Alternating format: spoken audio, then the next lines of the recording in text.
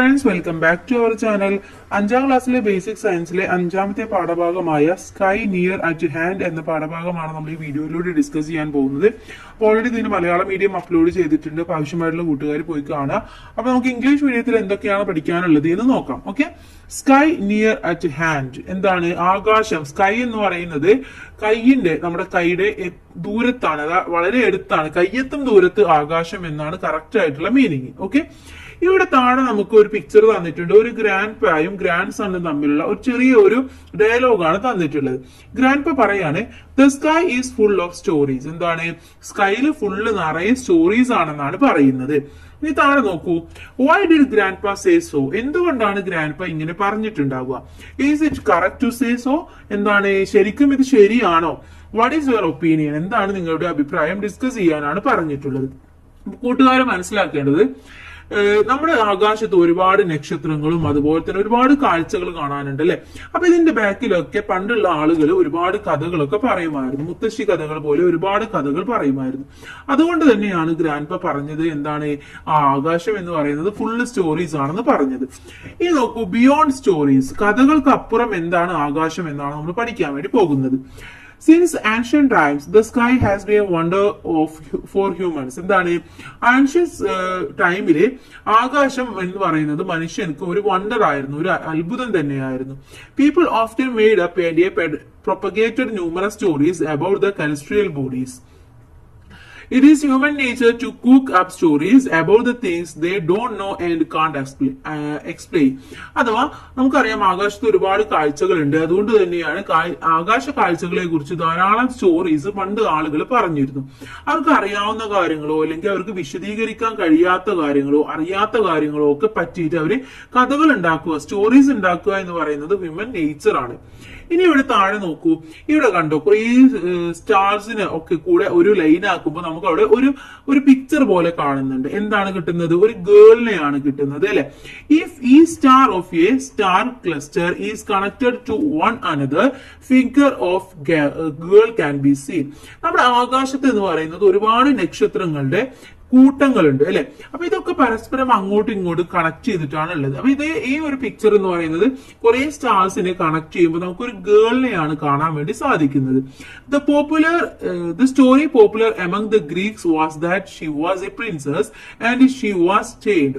The princess name was Andromeda. The name Andromeda is still used to identify this cluster of stars. അപ്പൊ ഈ ഒരു ഗേളിനുമായി ബന്ധപ്പെട്ടിട്ട് ഗ്രീക്കിലെ ഒരു stories ആണ് പ്രചാരത്തിൽ ഉള്ളത്. ആൻഡ്രോമിഡ എന്ന് പറയുന്ന ഒരു രാജകുമാരിയുടെ പേരിലാണ് ഈ ഒരു നക്ഷത്രത്തിനെ നമ്മൾ ക്ലസ്റ്റർ ഓഫ് സ്റ്റാർസിനെ പറയുന്നത്. ഈ നക്ഷത്ര കൂട്ടങ്ങളെ പറയുന്നത് ഈ ആൻഡ്രോമിഡ എന്ന രാജകുമാരിയുടെ പേരിലാണ്. ഇന്നും അങ്ങനെ തന്നെയാണ് അറിയപ്പെടുന്നത്. ഓക്കെ, ആ സ്റ്റോറിയാണ് ഇവിടെ കൊടുത്തിട്ടുള്ളത്. The story of Andromeda. Andromeda was the daughter of Cepheus, the king of Ethiopia, and his queen of Cassiopeia. Cassiopeia was so proud that her daughter Andromeda was even more beautiful than the goddess. This angered Poseidon, the god of the sea. He sent a set of monsters to attack Ethiopia and thus to put an end to Cassiopeia's arrogance. King Cepheus was already to sacrifice his daughter Andromeda to save the kingdom. She was chained to a rock by the sea. Perseus, a heroic figure, then arrived and killed the monster. He rescued Andromeda and married her. അത് എത്യോപ്യയിലെ ഒരു സെഫ്യൂസ് രാജാവിന്റെയും Cassiopeia എന്ന് പറയുന്ന ഒരു രാജകുമാരിയുടെയും ക്വീനിന്റെയും മകളായിരുന്നു Andromeda എന്ന് പറയുന്നത്. ഈ Andromeda എന്ന് പറയുന്നത് എന്താണ്? വളരെ നല്ല ഭംഗിയുള്ള ഒരു കുട്ടിയായിരുന്നു. വളരെ ദേവതകളെക്കാളും ഭംഗിയുള്ള കുട്ടിയായിരുന്നു. കാസിയോപ്പിയയുടെ അഹങ്കാരം തീർക്കാൻ പോസിഡോൺ എന്ന ദേവൻ എത്യോപ്യയെ രക്ഷിക്കാനായി സീറ്റസ് എന്ന രാക്ഷസിനെ അയക്കുകയും രാജ്യത്തെ രക്ഷിക്കാനായി സെഫ്യൂസ് രാജാവ് മകളായ ആൻഡ്രോമിഡയെ ബലി നൽകാൻ തയ്യാറായി. ഇതിനായി കടൽ തീരത്തെ പാറയിൽ ആൻഡ്രോമിഡയെ കെട്ടിയിട്ടു. പിന്നീട് പെർസ്യൂസ് എന്ന വീരൻ സീറ്റസിനെ വധിക്കുകയും ആൻഡ്രോമിഡയെ രക്ഷിച്ച് വിവാഹം കഴിക്കുകയും ചെയ്തു. ഇതാണ് നമ്മുടെ ആൻഡ്രോമിഡയുടെ സ്റ്റോറി എന്ന് പറയുന്നത്. The stories similar to Andromeda are found in Indian, Chinese and Arab cultures. അപ്പൊ ഈ ആൻഡ്രോമിഡയുടെ സ്റ്റോറി എന്ന് പറയുന്നത് ഗ്രീക്ക് ആണ്. അതേപോലെ തന്നെ ഇന്ത്യയിലും ചൈനീസിലും അറബ്സിലും ഒക്കെ ഒരുപാട് സ്റ്റോറീസ് ഉണ്ട്. But there were people who searched for the reality beyond these stories. They are astronomers. അപ്പൊ ഇങ്ങനെയൊക്കെ ഒരുപാട് സ്റ്റോറീസ് ഉണ്ടെങ്കിലും ഈ സ്റ്റോറീസ് ഒക്കെ റിയൽ ആണോ എന്നൊക്കെ അന്വേഷിക്കാൻ വേണ്ടിയിട്ട് എന്താണ് ഒരുപാട് ആളുകൾ മുന്നിലേക്ക് വന്നു. അവരെയാണ് നമ്മൾ അസ്ട്രോണമേഴ്സ് എന്ന് പറയുന്നത്, ജ്യോതിശാസ്ത്രജ്ഞന്മാർ എന്ന് പറയുന്നത്. Galileo, Copernicus, Newton are just some of them. അപ്പൊ ഗലീലിയോ, കോപ്പർനിക്കസ്, ന്യൂട്ടൺ ഇവരൊക്കെ ഇത്തരത്തിലുള്ള അസ്ട്രോണമേഴ്സ് ആണ്.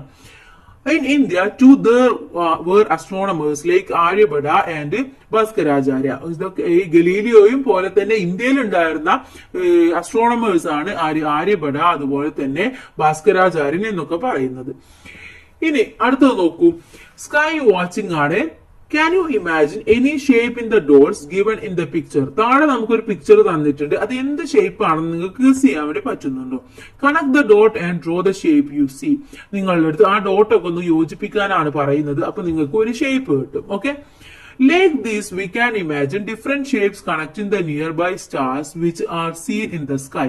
അപ്പൊ നമ്മുടെ സ്കൈയിലുള്ള ഒരുപാട് എന്താണ് അടുത്തടുത്തുള്ള നക്ഷത്രങ്ങളെ ഇതേപോലെ ഇങ്ങനെ നമ്മൾ കണക്ട് ചെയ്ത് കഴിഞ്ഞാൽ നമുക്ക് ഒരുപാട് സ്റ്റോറീസ് കിട്ടും, ഒരുപാട് രൂപങ്ങളും കിട്ടും. Many stories about the stars involved in this manor. ഈ രീതിയിലാണ് ഒരുപാട് കഥകൾ ഉണ്ടായിട്ടുള്ളത്. The ancient people imagine certain shapes connecting the neighboring stars. They gave the names of the mythological characters existed in the respective region to identify the stars. എന്താണ് അപ്പൊ ഇതുപോലെ ഇതുപോലെ connect ചെയ്തിട്ട് എന്തെങ്കിലുമൊക്കെ രൂപം കിട്ടുമ്പോൾ ആ പ്രദേശത്ത് എന്തെങ്കിലും മിത്തോ അല്ലെങ്കിൽ എന്തെങ്കിലും ക്യാരക്ടേഴ്സ് ഒക്കെ ഉണ്ടെങ്കിൽ അവർ അതിനെ തിരിച്ചറിയാൻ വേണ്ടിയിട്ട് ഈ ഒരു പേര് അതിന് കൊടുക്കും. അങ്ങനെ നമുക്ക് എന്താണ് നക്ഷത്രങ്ങളുടെ സ്ഥാനവും കാലാവസ്ഥയും തമ്മിൽ ബന്ധം അവർക്ക് നിരീക്ഷിച്ച് മനസ്സിലാക്കാനും കഴിയുന്നുണ്ട്. They observed and understood the relationship between the position of stars and the climate. The farmers identified the relation of drought, rain and a rescuing overflow of rivers with the position of stars. അതുപോലെ തന്നെ ഈ നക്ഷത്രങ്ങളെ ഓരോ പൊസിഷനും മനസ്സിലാക്കിയിട്ട് ഫാർമേഴ്സിനൊക്കെ ഒരുപാട് കാര്യങ്ങൾ മനസ്സിലാക്കാൻ പറ്റുന്നുണ്ട്. എന്താണ് അവിടെ എപ്പോഴാണ് ഡ്രോട്ട്, വരൾച്ച എപ്പോഴാണ് ഉണ്ടാവുക, മഴ എപ്പോഴാണ് കിട്ടുക, ഓരോ റിവേഴ്സും എപ്പോഴാണ് ഓവർഫ്ലോ ഉണ്ടാവുക, അതൊക്കെ ഈ സ്റ്റാർസിന്റെ പൊസിഷൻ വെച്ചിട്ട് അവർക്ക് മനസ്സിലാക്കാൻ വേണ്ടി സാധിച്ചിരുന്നു. They used this information for farming. Moreover, the position of the stars helped the travelers to identify direction. അപ്പൊ എന്താണ് ഫാർമേഴ്സിന് ഇത് ഒരുപാട് ഹെൽപ്ഫുൾ ആയിരുന്നു. അതുപോലെ തന്നെ നമ്മുടെ ട്രാവലേഴ്സിനൊക്കെ എന്താണ് ഇത് ഈ ഓരോ സ്റ്റാർസ് നോക്കിയിട്ട് അവർക്ക് ഡയറക്ഷൻ ഒക്കെ മനസ്സിലാക്കാൻ വേണ്ടിയിട്ട് സാധിച്ചിരുന്നു. Next one, what is sky? എന്താണ് ആകാശം എന്ന് പറയുന്നത്? Where does the sky begin? എവിടെയാണ് ആകാശം തുടങ്ങുന്നത്? What all do we see in the sky when we look at it from the earth? നമ്മൾ എർത്തിൽ നിന്ന് നോക്കുമ്പോൾ ആകാശത്ത് എന്തൊക്കെയാണ് നമുക്ക് കാണാൻ വേണ്ടി സാധിക്കുന്നത്? ഇനി അതൊക്കെയാണ് നമുക്ക് അടുത്തതായിട്ട് പഠിക്കാനുള്ളത്. ഓക്കെ, അപ്പോ it is the earth's atmosphere. All the trees exist, the birds and the aircraft fly and the clouds float. അപ്പൊ മരങ്ങളൊക്കെ ഒരുപാട് വളർന്നു നിൽക്കുന്നതും പക്ഷികളും വിമാനങ്ങളും ഒക്കെ പറക്കുന്നതും മേഘങ്ങളൊക്കെ ഒഴുകി പോകുന്നതും ഒക്കെ എവിടെയാണ്? നമ്മുടെ എർത്തിന്റെ അറ്റ്മോസ്ഫിയറിലാണ്. Okay, the moon, the sun and the stars are in the space. പക്ഷേ മൂണും സണ്ണും സ്റ്റാർസും ഒക്കെ ഉള്ളത് എവിടെയാണ്? സ്പേസിലാണ് ഉള്ളത്, അതൊരിക്കലും എർത്തിന്റെ സർഫേസിലല്ല. Okay, the space is the hard vacuum without air outside the earth's atmosphere. അപ്പോൾ ഭൂമിയുടെ അന്തരീക്ഷത്തിന് പുറത്തുള്ള ഒരു എയർ ഇല്ലാത്ത, വിത്തൗട്ട് എയർ ആയിട്ടുള്ള ഒരു സ്പേസ് ആണ് എന്ത് പറയുന്നത്? സ്പേസ്, നമ്മുടെ ബഹിരാകാശം എന്ന് പറയുന്നത്. When viewed from the earth, we feel that all the celestial bodies are on the same plane. Is it really like that? അപ്പൊ നമ്മൾ ഭൂമിയിൽ നിന്ന് നോക്കുമ്പോൾ ആകാശത്തിന്റെ എല്ലാ celestial ബോഡീസും ഒരേ പ്ലാറ്റ്ഫോമിലാണ് നമുക്ക് തോന്നും, ഒരേ സെയിം പ്ലെയിനിലാണെന്ന് തോന്നും. യഥാർത്ഥത്തിൽ അങ്ങനെയാണോ എന്നാണ് ചോദിക്കുന്നത്. അതാണ് നമ്മൾ ഇനി അടുത്തതായിട്ട് ഡിസ്കസ് ചെയ്യാൻ പോകുന്നത്. ഇവിടെ നോക്കൂ, ഇവിടെ ആൽഫ എന്താണ്? ആൽഫ സെന്റോറി എ എന്ന് പറയുന്നത് large enough to accommodate 60 lakh earth, 40 lakh crore kilometer from far from the earth. അഥവാ ആൽഫ സെറ്റോറി എ എന്ന് പറയുന്നത് 16 ലക്ഷം ഭൂമിയെ ഉൾക്കൊള്ളാവുന്ന അത്രയും വലുപ്പമുള്ള ഒന്നാണ്. ഇതെന്ന് പറയുന്നത് ഭൂമിയിൽ നിന്നും ഏകദേശം 40 കിലോമീറ്റർ അകലെയാണ് ഉള്ളത്. ഇനി നെക്സ്റ്റ് നോക്കൂ, സൺ ആണ്. Large enough to accommodate 30 lakh earth, 15 crore kilometer away from the earth. Next sun ആണ്. സൺ എന്ന് പറയുന്നത് എന്താണ്? 13 ലക്ഷം ഭൂമിയെ ഉൾക്കൊള്ളാവുന്ന അത്രയും വലിപ്പമാണുള്ളത്. ഭൂമിയിൽ നിന്നും ഏകദേശം 15 കിലോമീറ്റർ അകലെയാണ് ഇതുള്ളത്. ഇനി അടുത്തത് എർത്ത് ആണ്. Earth large enough to accommodate 50 moons. എന്താണ്? ഭൂമി എന്ന് പറയുന്നത് 50 ചന്ദ്രനെ ഉൾക്കൊള്ളാൻ വേണ്ടി സാധിക്കും. ഇനി മൂൺ എന്ന് പറയുന്നതോ 3.84 lakh kilometre away from the earth. എർത്തിൽ നിന്നും എത്രയാണ്? 3.84 ലക്ഷം കിലോമീറ്റർ അകലെയാണ് ചന്ദ്രൻ ഉള്ളത്. അപ്പൊ എല്ലാം സെയിം പ്ലെയിനിലാണോ? അല്ല, ഓരോന്നും ഓരോ വലുപ്പത്തിലും ഓരോ പ്ലെയിനിലുമാണ് ഉള്ളത്. Star cluster are known as constellation. എന്താണ്? ഈ സ്റ്റാറിന്റെ നക്ഷത്ര ഗണങ്ങളെയാണ് നമ്മൾ എന്ത് പറയുന്നത്? കോൺസ്റ്റലേഷൻ എന്ന് പറയുന്നത്.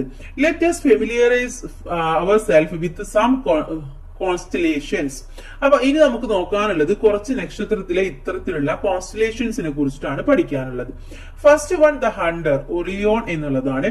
This is a constellation visible in the eastern horizon at dusk in December. When the stars are connected, we can imagine the shape of a hunter and hence given the name hunter. The Greeks gave the name Orion to the constellation which is the name of a hunter in their mythology. അഥവാ December മാസത്തിൽ സന്ധ്യാസമയത്ത് കിഴക്കിന്റെ ഒറിസോണിൽ കാണുന്നതാണ് ഈ ഒരു Hunter എന്ന് പറയുന്ന നക്ഷത്രത്തിന്റെ കൂട്ടം. ഇതിലെ നക്ഷത്രങ്ങളെ തമ്മിൽ യോജിപ്പിച്ചാൽ എന്താണ് കിട്ടുന്നത്? നമുക്കൊരു ഹണ്ടറിന്റെ ഷേപ്പാണ് കിട്ടുന്നത്. അതുകൊണ്ട് തന്നെയാണ് ഗ്രീക്കില് ആളുകള് ഇതിനെന്ത് പറയുന്നത്? ഓറിയോൺ എന്ന പേരിലും ഈ ഒരു നക്ഷത്രത്തിന്റെ ഗ്രൂപ്പിനെ വിളിക്കുന്നത്. നെക്സ്റ്റ് വൺ സപ്തർഷീസ് ആണ്. This is A constellation in the northern horizon clearly visible during the month of April without the aid of telescope. The name Saptarshis was given by Indians because 7 stars could be seen very clearly in this constellation. In Europe countries it is known as the Big Dipper as it has the shape of big spoon. It is a part of the constellation Ursa Major. എന്താണ് അടുത്തതായിട്ട് പറയുന്നത്? നമുക്ക് ടെലിസ്കോപ്പിന്റെ സഹായമില്ലാതെ April മാസത്തിൽ നമ്മുടെ എവിടെ കാണുന്നതാണ്? നമ്മുടെ നോർത്തേൺ ഹൊറിസോണിൽ കാണുന്നതാണ് ഈ ഒരു നക്ഷത്രത്തിന്റെ ഗ്രൂപ്പ് എന്ന് പറയുന്നത്. ഇതിൽ 7 നക്ഷത്രങ്ങളെ വ്യക്തമായിട്ട് കാണാൻ വേണ്ടി സാധിക്കും. അതുകൊണ്ടാണ് ഇതിനെ ഇന്ത്യൻസ് സപ്തർഷികൾ എന്ന് പറയുന്നത്. വലിയ ഒരു തവിയുടെ രൂപം സങ്കല്പിച്ചിട്ട് യൂറോപ്യൻസ് എന്ത് പറയാറുണ്ട്?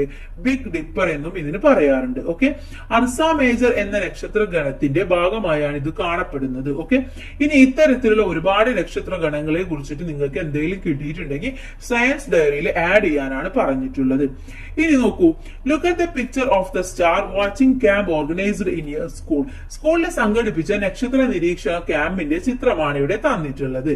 Okay, that you may also participate in a star watching camp and learn more about the sky. അപ്പൊ നിങ്ങളും ഇതുപോലെ ഒരു സ്റ്റാർ വാച്ചിങ് ക്യാമ്പിന് പങ്കെടുക്കുകയാണെന്ന് വിചാരിക്കുക. ഓക്കെ, കാരണം എന്താണ്? സ്കൈനെ കുറിച്ചിട്ട് നമുക്ക് ഒരുപാട് കാര്യങ്ങൾ മനസ്സിലാക്കാൻ വേണ്ടി സാധിക്കും. If the sky is cloudy or there is too much light around, star watching will be difficult.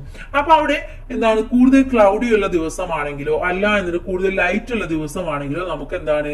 Star watch ചെയ്യുന്നത് കുറച്ച് ബുദ്ധിമുട്ടുകളൊക്കെ അനുഭവപ്പെടും. കാരണം ശരിക്കും നമുക്ക് വാച്ച് ചെയ്യാൻ വേണ്ടി സാധിക്കില്ല എന്നാണ് പറയുന്നത്. ഇതിന് താഴെ what preparations do we need for star watching. Star watch ചെയ്യുകയാണെങ്കിൽ നമ്മൾ എന്തൊക്കെ പ്രിക്വേഷൻസ് ആണ് നമ്മൾ എടുക്കേണ്ടത് എന്നാണ് ചോദിച്ചിട്ടുള്ളത്. എന്തൊക്കെ കാര്യങ്ങൾ നമ്മൾ നോക്കണം അല്ലെങ്കിൽ എന്തൊക്കെ കാര്യങ്ങൾ നമ്മൾ മനസ്സിലാക്കണം? എന്തൊക്കെയാണ്? A place with a clear view of the sky should be chosen. എന്താണ്? നല്ല ക്ലിയർ ആയിട്ടുള്ള സ്കൈ ആയിരിക്കണം നമ്മൾ തെരഞ്ഞെടുക്കേണ്ടത്. Do not choose a place that is too bright. നല്ല ബ്രൈറ്റ് ആയിട്ടുള്ള സ്ഥലവും നമ്മൾ തെരഞ്ഞെടുക്കാൻ വേണ്ടി പറ്റില്ല. Choose a clear night. നല്ല ക്ലിയർ ആയിട്ടുള്ള നൈറ്റ് ഉണ്ടായിരിക്കണം. ഓക്കെ, അപ്പൊ അതൊക്കെ നിങ്ങൾ ശ്രദ്ധിക്കുക. എന്നാൽ മാത്രമേ നമുക്ക് നല്ല രീതിയിൽ സ്റ്റാർ വാച്ചിങ് നടത്താൻ വേണ്ടിയിട്ട് സാധിക്കുകയുള്ളൂ. There are software that help us in the sky watching. Try watching the sky using K-Star and Statellarium installed on your school computers. അപ്പൊ എന്താണ് ആകാശത്തിന്റെ ഈ ഒരു വാച്ചിങ്ങിന് സഹായിക്കുന്ന ഒരുപാട് സോഫ്റ്റ്വെയറുകൾ ഉണ്ട്. വിദ്യാലയത്തിലെ കമ്പ്യൂട്ടറിൽ K-Star, Stellarium എന്നിവ ഉപയോഗിച്ച് ആകാശ നിരീക്ഷണം നടത്താൻ നിങ്ങളുടെ അടുത്ത് പറയുന്നുണ്ട്. ഇനി അടുത്തതായിട്ട് നമ്മൾക്ക് സ്പേസ് സ്റ്റേഷനെ കുറിച്ചിട്ടാണ് പഠിക്കാനുള്ളത്, ബഹിരാകാശ നിലയത്തെ കുറിച്ചിട്ട്. We observe the stars from the earth. What if we observed and conduct experiment from the space itself? A space station is a laboratory setup in the space. അഥവാ ഭൂമിയിൽ നിന്ന് നാം ബഹിരാകാശത്തുള്ള നക്ഷത്രങ്ങളെയാണ് നിരീക്ഷിച്ചത്. ഇനി ബഹിരാകാശത്ത് നിന്ന് തന്നെ നിരീക്ഷണങ്ങൾ നടത്താനും അവിടെ എന്താണ് ഒരുപാട് എക്സ്പെരിമെന്റ് ചെയ്യാനും ഒക്കെ സൗകര്യം ഉണ്ടെങ്കിലോ അപ്പൊ എന്താണ് അതിനായിട്ട് ബഹിരാകാശത്ത് നടത്തിയിട്ടുള്ള ഒരു ലബോറട്ടറിയാണ് നമ്മുടെ എന്ത് പറയുന്നത് സ്പേസ് സ്റ്റേഷൻ എന്ന് പറയുന്നത്. Look at the picture of your space station. അപ്പൊ നമുക്ക് താഴെ പിക്ചേഴ്സ് വന്നിട്ടുണ്ട്. ഇതാണ് സ്പേസ് സ്റ്റേഷൻ എന്ന് പറയുന്നത്, കണ്ടോ. ഇനി നമുക്കറിയാം സ്പേസ് എന്ന് പറയുന്നത് എന്താണ്, ഒരുപാട് പ്രശ്നങ്ങൾ നേരിടും അല്ലെ. What problems can be faced by the people who reach the space station for experiment. എക്സ്പെരിമെന്റിന് വേണ്ടി സ്പേസിൽ എത്തുന്ന ആളുകൾക്ക് എന്തൊക്കെയാണ് ഫേസ് ചെയ്യേണ്ടി വരിക? നോ എയർ, എന്താണ് അവിടെ എയർ ഇല്ല. പിന്നെ എന്താണ്, നോ വാട്ടർ, വാട്ടർ ഇല്ല. No gravity, no sound, no weight. Okay, അപ്പൊ അവിടെ എഴുതേണ്ടത് no water, no gravity, no sound, no weight. Okay, then what special arrangement are needed to overcome such problems? ഈ പ്രോബ്ലംസിനൊക്കെ ഓവർകം ചെയ്യാൻ വേണ്ടിയിട്ട് നമുക്ക് എന്തൊക്കെയാണ് ചെയ്യാൻ പറ്റുക? അപ്പൊ അതിനെ കുറിച്ചിട്ട് നിങ്ങൾക്ക് അറിയുന്ന കാര്യങ്ങളൊക്കെ നിങ്ങളുടെ അടുത്ത് കളക്ട് ചെയ്യാനാണ് പറഞ്ഞിട്ടുള്ളത്.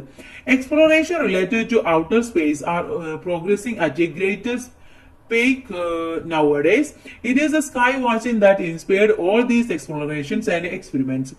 എന്താ പറയുന്നത്, നമുക്കറിയാം ഇത്തരത്തില് നമ്മൾ ബഹിരാകാശവുമായി ബന്ധപ്പെട്ട അന്വേഷണങ്ങൾ ഇന്ന് വലിയ തോതിൽ തന്നെ ഗ്രേറ്റർ ആയിട്ട് തന്നെ നടക്കുന്നുണ്ട് അല്ലെ. അപ്പൊ ഈ അന്വേഷണങ്ങൾക്കും പരീക്ഷണങ്ങൾക്കും എല്ലാം തുടക്കമിട്ടത് എങ്ങനെയാണ്? സ്കൈ വാച്ചിങ്ങിലൂടെയാണ്. ഇനി നമ്മൾ അടുത്തതായിട്ട് പഠിക്കാൻ പോകുന്നത് മൂണിനെ കുറിച്ചിട്ടാണ്. The moon is the biggest and the brightest body in the sky at night, isn't it? What could be the reason? രാത്രി കാലങ്ങളിൽ ആകാശത്ത് ഏറ്റവും കൂടുതലും തെളിഞ്ഞതും വലുതുമായത് എന്താണ്? നമ്മുടെ മൂൺ തന്നെയാണ്. എന്താണ് അതിന്റെ കാരണം എന്ന് പറയുന്നത്? Because the moon is the closest celestial body to the earth. എർത്തിന്റെ അടുത്തുള്ള ഭൂമിയുടെ ഏറ്റവും അടുത്തുള്ള ഒരു ഗോളമാണ് എന്ത് പറയുന്നത്? ചന്ദ്രൻ എന്ന് പറയുന്നത്. Is the moon bigger than the stars? എന്താണ്, Moon സ്റ്റാർസിനേക്കാൾ വലിപ്പമുണ്ടോ? Can the moon shine on its own? ചന്ദ്രന് സ്വയം പ്രകാശിക്കാൻ കഴിയുമോ? എന്താണ്, പറ്റുമോ? നോക്ക്, the moon revolves around the earth. ഭൂമി എന്ന ഗ്രഹത്തെ ചന്ദ്രൻ എന്താണ് ചെയ്യുന്നത്? ചുറ്റുകയാണ് ചെയ്യുന്നത്. Satellites are the celestial bodies which revolve around the planet. അതുപോലെ തന്നെ ഗ്രഹനെ പറ്റുന്നവ ഉപഗ്രഹങ്ങൾ എന്നാണ് നമ്മൾ പ്ലാനറ്റ് എന്നാണ് പറയുന്നത്. The moon is a satellite of the earth. Moon എന്ന് പറയുന്നത് നമ്മുടെ എർത്തിന്റെ ഒരു സാറ്റലൈറ്റ് ആണ്. The light of the sun that falls on the moon gets reflected. അപ്പൊ നമ്മുടെ സൂര്യന്റെ പ്രകാശം ചന്ദ്രനിൽ തട്ടിയിട്ട് റിഫ്ലക്ട് ചെയ്യുമ്പോഴാണ് നമുക്ക് അതിന്റെ പ്രകാശം കാണാൻ വേണ്ടി സാധിക്കുന്നത്. The reflected light makes the moon glow and we see it as the light of the moon. അപ്പൊ അങ്ങനെയുള്ള ആ പ്രകാശത്തെയാണ് നമ്മൾ എന്ത് ചെയ്യുന്നത്? മൂണിന്റെ ലൈറ്റ് ആണെന്ന് പറയുന്നത്. What are some other feature of the moon? Write them in your science diary. അപ്പൊ വേറെ എന്തൊക്കെയാണ് സ്പെഷ്യാലിറ്റീസ് മൂണിനുള്ളത് എന്നാണ് ചോദിച്ചിട്ടുള്ളത്. റൈറ്റ് ചെയ്യാൻ ഇവിടെ എഴുതാനാണ് പറഞ്ഞിട്ടുള്ളത്. ഒന്ന് സ്ഫെറിക്കൽ ഷേപ്പ് ആണ്, പിന്നെന്താണ്, നോ അറ്റ്മോസ്ഫിയർ ആണ്, അതുപോലെ തന്നെ നോട്ട് സെൽഫ് ലുമിനസ് ആണ്, ഒറ്റക്ക് അതിന് പ്രകാശിക്കാൻ വേണ്ടി സാധിക്കില്ല. അപ്പൊ ഇവിടെ എഴുതേണ്ടത് no atmosphere, no self luminous എന്നും കൂടെ നിങ്ങൾ എഴുതി കൊടുക്കാം. What all luminous object are there in the sky? നമ്മുടെ സ്കൈയിൽ വേറെ എന്തൊക്കെ വസ്തുക്കളാണ് പ്രകാശിക്കുന്ന വസ്തുക്കളായിട്ടുള്ളത്? The sun is the closed earth star to earth. ഭൂമിയോട് ഏറ്റവും അടുത്ത് സ്ഥിതി ചെയ്യുന്നത് എന്താണ്? സ്റ്റാർസ് ആണ് അല്ലെ. Like the sun there are billion of stars in the universe. അപ്പൊ എന്താണ്, സൂര്യനെ പോലെ കോടിക്കണക്കിന് നക്ഷത്രങ്ങളാണ് നമ്മുടെ യൂണിവേഴ്സിൽ ഉള്ളത്. Many stars have planet and their satellite. ഒരുപാട് നക്ഷത്രങ്ങൾക്ക് അവയെ ചുറ്റുന്ന എന്താണ് സാറ്റലൈറ്റുകളും ഉണ്ട്. How to different the stars and other celestial bodies. എങ്ങനെയാണ് നമുക്ക് നക്ഷത്രങ്ങളെയും മറ്റുള്ള കെലസ്ട്രിയൽ ബോഡീസിനെയും എങ്ങനെയാണ് നമുക്ക് ഡിഫറൻസ് ചെയ്യാൻ പറ്റുന്നത്? നമുക്ക് നോക്കാം. Stars are self luminous celestial bodies. എന്താണ് സ്റ്റാർസ് എന്ന് പറയുന്നത്? സ്വയം പ്രകാശിക്കാൻ പറ്റുന്ന ഒരു കെലസ്ട്രിയൽ ബോഡിയാണ്. But planets and satellites are not self luminous. എന്താണ്? പക്ഷെ പ്ലാനറ്റുകളും സാറ്റലൈറ്റുകളൊന്നും സ്വയം പ്രകാശിക്കാൻ വേണ്ടി പറ്റില്ല. The light that falls on these bodies get reflect and it makes them glow. അപ്പൊ എന്താണ് അവിടെ സംഭവിക്കുന്നത്? എന്നാല് അവിടെയുള്ള പ്ലാന്റ്സും ഉപഗ്രഹങ്ങളും സ്വയം പ്രകാശിക്കുന്നില്ല. അവർക്ക് റിഫ്ലക്ട് ചെയ്യുന്നതിനെ അവർ പ്രകാശമായിട്ട് പുറത്തേക്ക് വിടുകയാണ്. അവർക്ക് നമ്മൾ നോക്കുമ്പോൾ അങ്ങനെയായിട്ട് നമുക്ക് തോന്നുകയാണ് അവിടെ ചെയ്യുന്നത്. While observing the sky, we see the stars twinkling whereas the planets shine without twinkling. എന്താണ്? ആകാശം നിരീക്ഷിക്കുമ്പോൾ നമുക്ക് തോന്നുന്നത് നക്ഷത്രങ്ങൾ മിന്നുന്നതായിട്ടും ഗ്രഹങ്ങൾ മിന്നാതെ പ്രകാശിക്കുന്നതായിട്ടുമാണ് നമുക്ക് തോന്നുന്നത്. പക്ഷെ യഥാർത്ഥത്തിൽ അങ്ങനെയല്ല എന്ന് മനസ്സിലാക്കാം. ഇനി അടുത്തതായിട്ട് സോളാർ സിസ്റ്റത്തെ കുറിച്ചിട്ടാണ് പറയുന്നത്. ഇവിടെ ഈ പിക്ചർ നിങ്ങളോട് നോക്കാൻ പറയുന്നുണ്ട്. ഇവിടെ എന്തൊക്കെയാണുള്ളത്? Sun, Mercury, Venus, Earth, Mars, Jupiter, Saturn, Uranus, Neptune. All planets നമ്മൾക്ക് ഇവിടെ ഉണ്ടല്ലേ. Like the moon revolves around the earth. The earth and the other planets of the solar system revolve around the sun. അഥവാ ചന്ദ്രൻ ഭൂമിയെ ചുറ്റുന്നത് പോലെ ഭൂമിയും സൗരയൂഥത്തിലെ മറ്റു ഗോളങ്ങളും സൂര്യനെ ചുറ്റുന്നുണ്ട്. The path of the celestial bodies is called the orbit. ഈ ഒരു സഞ്ചാരത്തിനെയാണ്, ഈ ഒരു പാത്തിനെയാണ് നമ്മൾ ഓർബിറ്റ് എന്ന് പറയുന്നത്. The solar system consists of the sun, the planet around the sun, satellites and many other celestial bodies. സൂര്യനും സൂര്യനെ ചുറ്റുമുള്ള ഗ്രഹങ്ങളും അതിന്റെ എന്താണ് ഉപഗ്രഹങ്ങളും അതിന്റെ സാറ്റലൈറ്റുകളും മറ്റനേകം വസ്തുക്കളും എല്ലാം കൂടെ ചേർന്നതാണ് എന്ത് പറയുന്നത്? നമ്മുടെ സോളാർ സിസ്റ്റം എന്ന് പറയുന്നത്. How many planets are there in the solar system? Solar സിസ്റ്റത്തിൽ എത്ര പ്ലാനറ്റ് ആണുള്ളത്? Write down the names of planets in the solar system. Solar സിസ്റ്റത്തിലെ പ്ലാനറ്റുകളുടെ പേര് എഴുതാനാണ് പറഞ്ഞിട്ടുള്ളത്. അപ്പൊ മുകളിൽ നോക്കുക, അവിടെ ഉണ്ട്, ഇതിന്റെ പേരുകളൊക്കെ കൊടുത്തിട്ടുണ്ട്. അപ്പൊ കൂട്ടുകാര് അതൊന്ന് നോക്കിയിട്ട് ഇങ്ങോട്ട് എടുത്ത് എഴുതിയാൽ മാത്രം മതി. Between the orbits of which planets does the Earth's orbit lie? എന്താണ് ഇതിൽ ഏതാണ് ശരിക്കും ഉള്ള ഓർബിറ്റ് എന്നാണ് നമുക്ക് തോന്നുന്നത്. അതിൻ്റെ ഒരു എക്സ്പെരിമെന്റ് ആണ് ഇവിടെ അടുത്തതായിട്ട് നമ്മൾ നോക്കാൻ പോകുന്നത്. അപ്പൊ താഴെ നമുക്ക് കാണിച്ചു തന്നിട്ടുണ്ട്. Make a model of the sun, the earth and the moons as seen in the picture. Demonstrate their movement with the model you have made.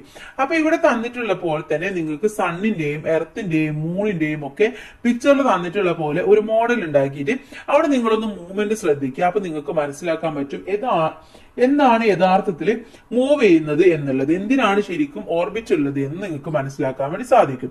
ഇനി അടുത്തതായിട്ട് നമുക്ക് നോക്കാനുള്ളത് ആർട്ടിഫിഷ്യൽ സാറ്റലൈറ്റിനെ കുറിച്ചിട്ടാണ്, കൃത്രിമോപഗ്രഹങ്ങളെ കുറിച്ചിട്ടാണ്.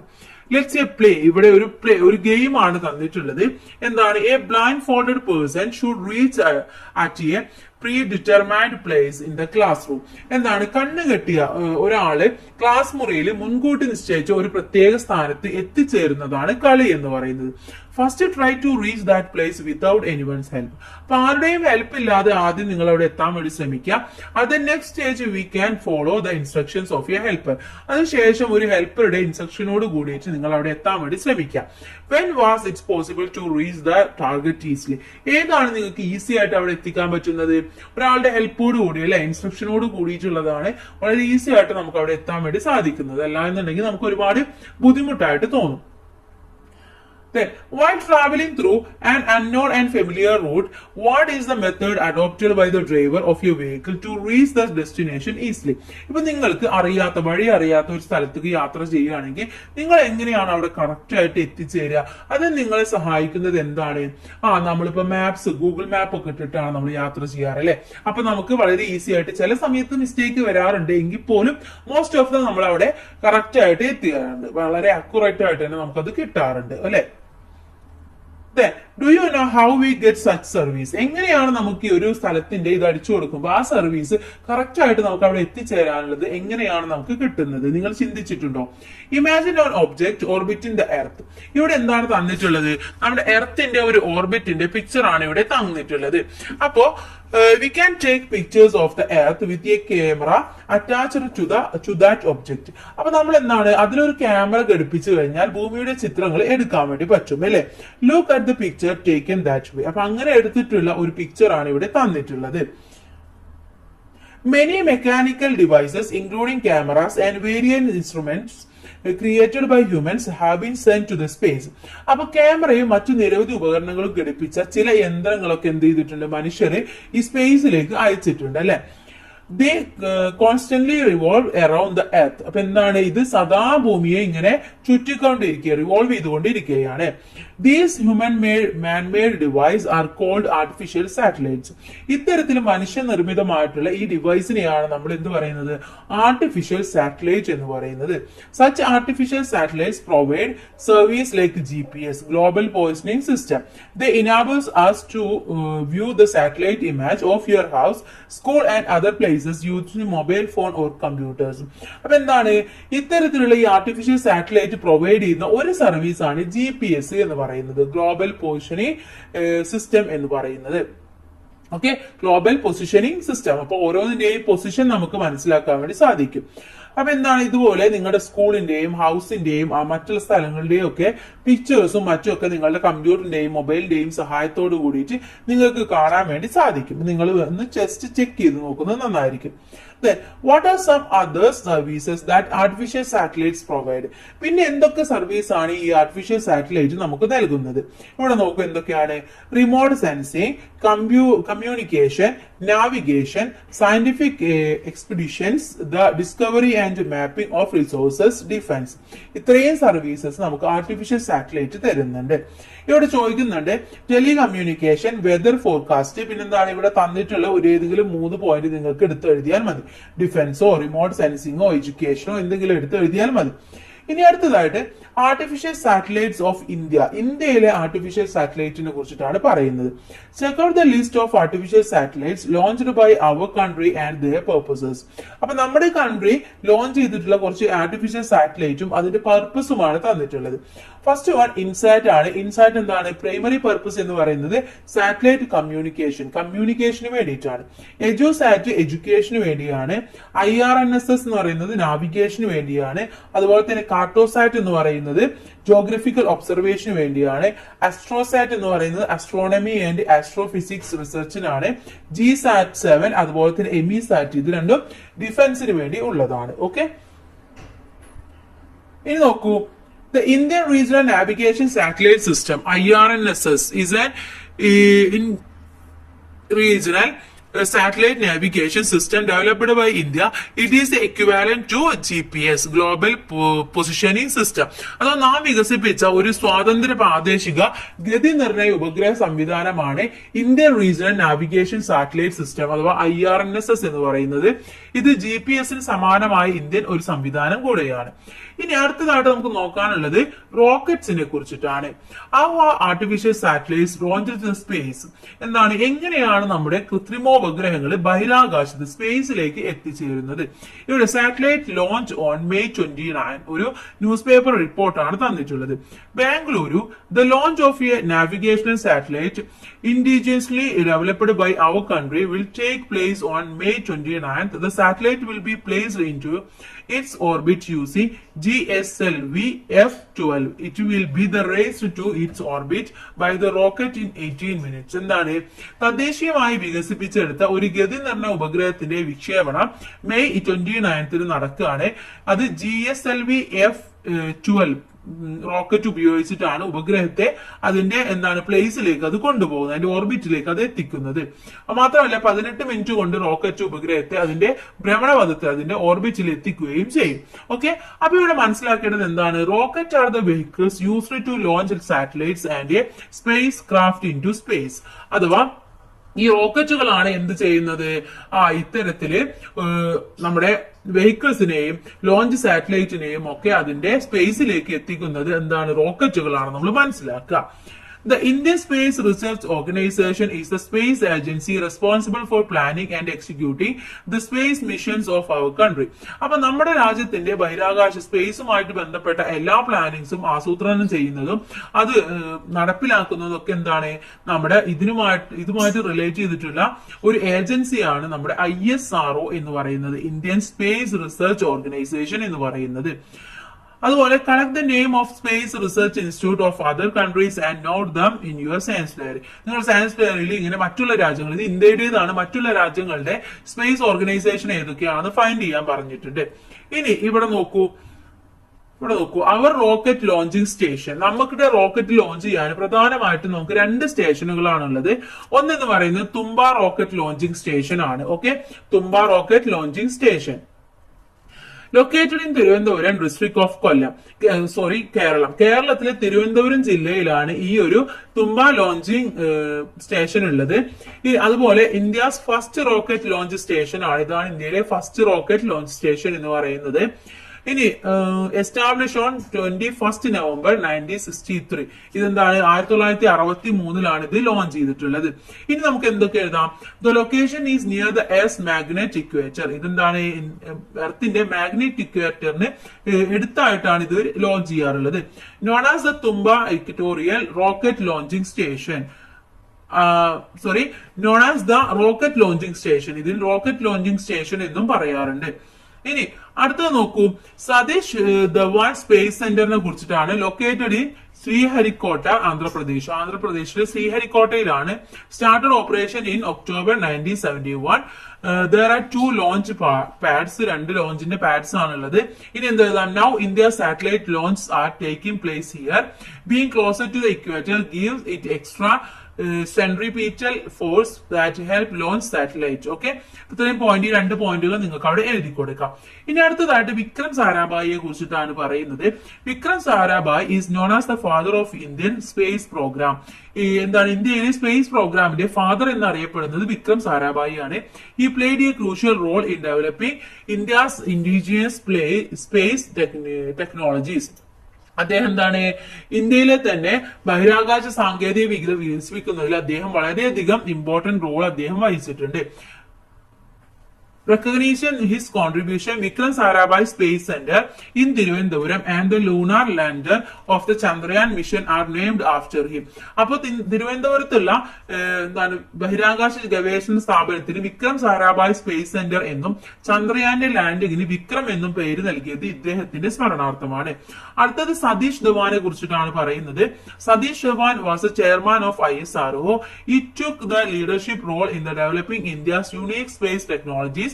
Satish Dhawan Space Center located in Sriharikota is named so in memory of him. അപ്പൊ എന്താണ്, ഇസ്രോയുടെ chairman ആയിരുന്നു, നമ്മുടെ ISROയുടെ ചെയർമാൻ ആയിരുന്ന സതീഷ് ധവാന് ഇന്ത്യയുടെ തനതായ ബഹിരാകാശ സാങ്കേതിക വിദ്യകൾ വികസിപ്പിക്കുന്നതിന് നേതൃത്വം നൽകുകയും ഇദ്ദേഹത്തിന്റെ സ്മരണക്കാണ് ശ്രീഹരിക്കോട്ടയിലെ റോക്കറ്റ് വിക്ഷേപണ കേന്ദ്രത്തിന് സതീഷ് ധവാൻ സ്പേസ് സെന്റർ എന്ന് പേര് നൽകിയിട്ടുള്ളത്.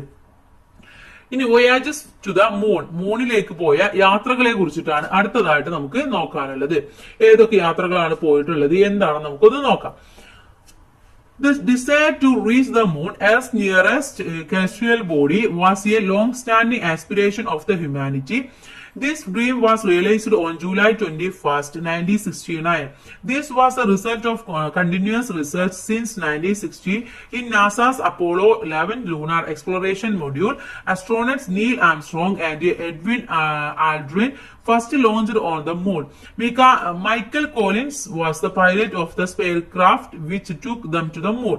അപ്പൊ ഭൂമിയോട് ഏറ്റവും അടുത്തുള്ള എന്താണ്, ആകാശഗോളം, സെലസ്റ്റിയൽ ബോഡിയാണ് നമ്മുടെ ചന്ദ്രൻ എന്ന്, മൂൺ എന്ന് പറയുന്നത്. അപ്പൊ 1969 ജൂലൈ 21 അവിടേക്ക് പോകാനുള്ള ഒരു യാത്ര എന്ന് പറയുന്നത് സഫലമായിട്ടുള്ളത്. 1960 മുതൽ തന്നെ അവർ നിരന്തരമായിട്ടുള്ള ഗവേഷണങ്ങളും മറ്റുമൊക്കെ നടത്തുന്നുണ്ട്.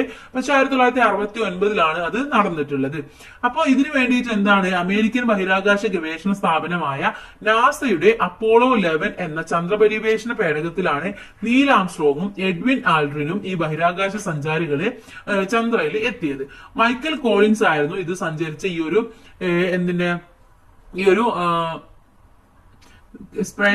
വണ്ടിയുടെ അല്ലെങ്കിൽ ഈ ഒരു പേടകത്തിനെ നിയന്ത്രിച്ചത് അദ്ദേഹമായിരുന്നു. ഇനി അടുത്തത് ദ സ്പേസ് വീക്ക് എന്ന് പറയുന്നുണ്ട്. നമ്മുടെ സ്കൂളിലൊക്കെ ബഹിരാകാശ വാരം നടത്താറുണ്ട് അല്ലെ. അപ്പൊ അതിനെ കുറിച്ച് കുറച്ച് കാര്യങ്ങൾ പറയുന്നുണ്ട്, അത് കൂട്ടുകാർ വായിച്ചു നോക്കാം. ഇനി അടുത്തത് ഇന്ത്യാസ് ലൂണാർ മിഷനെ കുറിച്ചിട്ട് നോക്കാം. ഇന്ത്യയിൽ പ്രധാനമായിട്ടും എത്ര ലൂണാർ മിഷൻസ് ആണ് ഉണ്ടായിരുന്നത്? First one Chandrayaan 1, then Chandrayaan 2, Chandrayaan 3. Chandrayaan 1 എന്ന് പറയുന്നത്, Chandrayaan 1 is the first lunar exploration mission of our nation. It was launched on October 22, 2008 from Sriharikota. It enters the moon's orbit at a latitude of 100 kilometers and conducted studies of the lunar surface. അപ്പൊ നമ്മുടെ രാജ്യത്തിന്റെ ആദ്യമായിട്ടുള്ള ഒരു ചന്ദ്ര പര്യവേഷണ പേടകമാണ് ചന്ദ്രയാൻ 1 എന്ന് പറയുന്നത്. ഇത് 2008 October 22 ശ്രീഹരിക്കോട്ടയിൽ നിന്ന് ഇത് വിക്ഷേപിച്ചത്. ചന്ദ്രന്റെ 100 കിലോമീറ്റർ അകലെയുള്ള പരിക്രമണ പാതയിലൂടെ ചുറ്റി സഞ്ചരിച്ച് ചന്ദ്രന്റെ ഉപരിതലത്തെ കുറിച്ച് പഠനം നടത്തുകയാണ് ഇത് ചെയ്തിട്ടുള്ളത്. ഇനി അതിനുശേഷമാണ് ചന്ദ്രയാൻ 2 ഉണ്ടായിരുന്നത്. Chandrayaan 2 is the India's second lunar exploration mission launched on July 22, 2019. Its global was to study the features of rock and soil on the lunar surface. അപ്പൊ എന്താണ് ലൂണാർ സർഫേസിലുള്ള നമ്മുടെ റോക്കിനെ കുറിച്ചിട്ടും സോയിലിനെ കുറിച്ചിട്ടും ഒക്കെ പഠിക്കാൻ വേണ്ടിയിട്ടാണ് ജൂലൈ 22, 2019 ഈ ചന്ദ്രയാൻ 2 നമ്മൾ അയച്ചിട്ടുള്ളത്. ഓക്കെ, ഇനി അടുത്തത് ചന്ദ്രയാൻ 3 ആണ്. Chandrayaan 3 is the first mission to land on the south pole of the moon. It was launched on July 14th, 2023. It landed on the lunar surface on August 23, 2023. The rover separated from it, moved on the lunar surface and conducted experiment. അഥവാ ചന്ദ്രന്റെ ദക്ഷിണ ധ്രുവത്തിൽ ഇറങ്ങിയ ആദ്യ പേടകമാണ് നമ്മുടെ ചന്ദ്രയാൻ 3 എന്ന് പറയുന്നത്. ഇത് 2023 July 14 വിക്ഷേപിക്കുകയും 2023 August 23 അവിടെ എത്തുകയും ചെയ്തു, ലാൻഡ് ചെയ്യുകയും ചെയ്തു. അതിൽ നിന്നുള്ള റോവർ ചന്ദ്രോപരിതലത്തിൽ സഞ്ചരിച്ച് പരീക്ഷണങ്ങളിൽ ഏർപ്പെട്ടുകൊണ്ടിരിക്കുകയാണ്. ഓക്കെ, ഇനി അതർ ഇന്ത്യൻ പ്രൊജക്ട്സിനെ കുറിച്ചിട്ടാണ് അടുത്തതായിട്ട് പറയുന്നത്. ഒന്ന് മംഗളയാനാണ്, മാർസ് എക്സ്പെഡിഷന് വേണ്ടിയിട്ടാണ്. അതുപോലെ ആദിത്യ 11-1 ആണ്, സോളാർ എക്സ്പെഡിഷന് വേണ്ടിയിട്ടുള്ളതായിരുന്നു. ഓക്കെ, അടുത്തത് എന്ന് പറയുന്നത് ഗംഗനിയാനാണ്. അതെന്താണ് സ്പേസ് എക്സ്പെഡിഷന് വേണ്ടിയിട്ടായിരുന്നു, സ്പേസിലെ പരിവേഷണത്തിന് വേണ്ടിയിട്ടുള്ളതായിരുന്നു. ഓക്കെ, അപ്പൊ ഇത്രയുമാണ് നമ്മുടെ ഈ ഒരു പാഠഭാഗം എന്ന് പറയുന്നത്. ഇനി നമുക്ക് അടുത്തതായിട്ട് ഇതിലെ ലെറ്റ്സ് അസസ് നോക്കാം. അത് നമുക്ക് ഇമ്പോർട്ടന്റ് നോട്ട്സും അതും കൂടെ നമുക്ക് ഒരു വീഡിയോ ആയിട്ട് അപ്ലോഡ് ചെയ്യാം. അപ്പൊ ഇതുവരെ പറഞ്ഞ കാര്യങ്ങളൊക്കെ കൂട്ടുകാർക്ക് മനസ്സിലായിട്ടുണ്ടാവും. ഒരു ചാപ്റ്റർ കംപ്ലീറ്റ് ആയിട്ടാണ് നമ്മൾ വീഡിയോയിൽ പറഞ്ഞത്, അതുകൊണ്ട് കുറച്ച് സ്പീഡ് ആയിരിക്കും. അത് മാത്രമല്ല വീഡിയോ കുറച്ച് ലെങ്തി ആയിരിക്കും. അപ്പൊ കൂട്ടുകാർ എല്ലാ ഭാഗവും നന്നായിട്ട് വായിച്ച് മനസ്സിലാക്കുക. ഓക്കെ, എല്ലാ കൂട്ടുകാർക്കും താങ്ക്സ് ഫോർ വാച്ചിങ്.